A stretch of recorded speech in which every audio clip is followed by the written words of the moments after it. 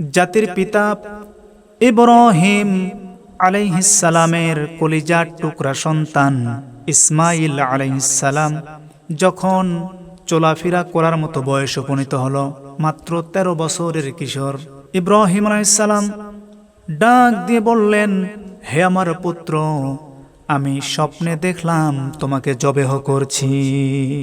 ফানজুর মাজা তারা, দেখো তোমার মতামত কি, এ ব্যাপারে তোমার অভিমত কি? সন্তান একবারও বলল না, আব্বাজান একটু চিন্তা করে দেখি, অথবা আমার মতামত পরে জানাবো। বরং সঙ্গে সঙ্গে ইসমাইল আলাইহিস সালাম তার পিতাকে বলল, ক্বালা ইয়া আবাতিফ আল মা তুমার, হে আমার পিতা, আপনাকে যা আদেশ করা হয়েছে আপনি তাই করুন, অর্থাৎ আমাকে জবাই করুন। সাতাজিদুনি ইনশাআল্লাহু মিনাস সাবিরিন, ইনশাআল্লাহ আমাকে আপনি ধৈর্যশীলদের মধ্যেই পাবেন। অর্থাৎ সন্তান কোনো প্রতিবাদ করল না, সন্তান রাজি হয়ে গেল। এখান থেকে শিক্ষা নিতে হবে, সন্তান তার পিতার প্রতি কেমন আনুগত্যশীল হবে।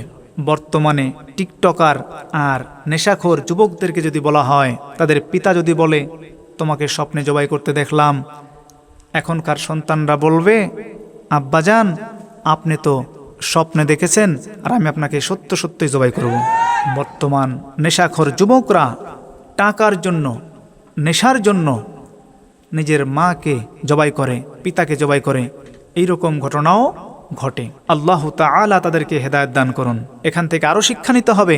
আল্লাহ তাআলা ইব্রাহিম আলাইহিস সালামকে বলছেন সন্তানকে জবাই করতে হবে, তিনি রাজি হয়ে গেলেন।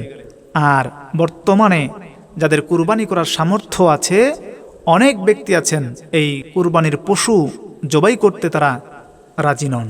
আল্লাহ তাআলা তাদেরকে হেদায়েত দান করুন। পিতা বলছে জবাই করব, সন্তান বলছে তাই করুন। ইসমাইল আলাইহিস সালাম কিভাবে বুঝলেন যে তার পিতা স্বপ্নে দেখেছে আর এই স্বপ্নকে সত্য করতে হবে?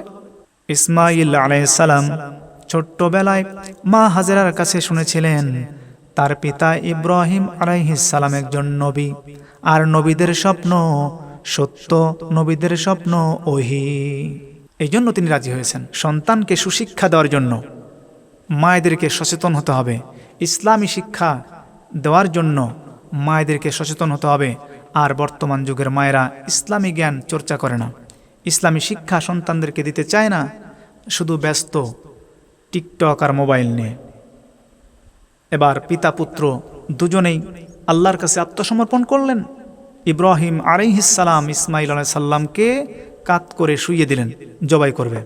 তখনই আল্লাহ তাআলা ডাক দিয়ে বলছেন, ইয়া ইব্রাহিম কদ সাদ্দাকতার রুইয়া, তুমি তোমার স্বপ্নকে সত্যে পরিণত করেছো।